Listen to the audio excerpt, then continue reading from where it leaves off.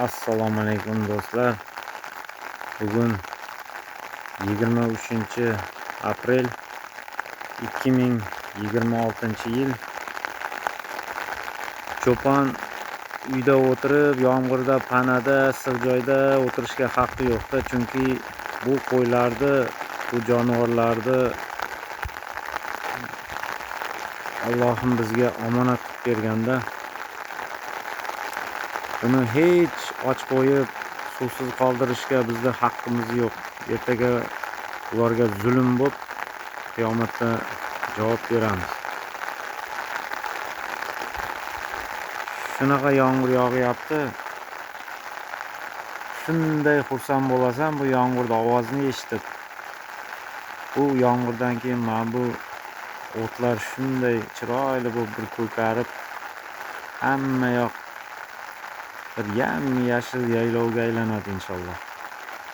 Bu yomg'irni ko'pchilik kutyapti-da. Kecha esimga tushib ketdi, jumada bir inson domlaga shunday xat bilan yozib, yomg'ir so'rab, jamoat duo qilib bersin degan ekanda.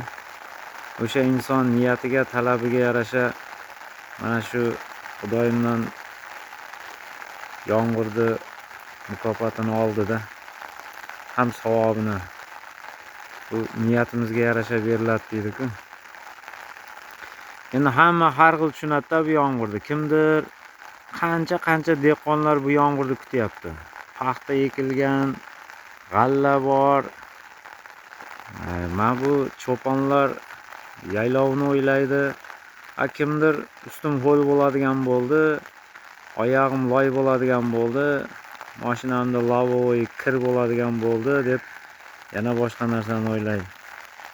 Shuning uchun bu yomg'ir bizga ne'mat, Xudo tomonidan berilgan.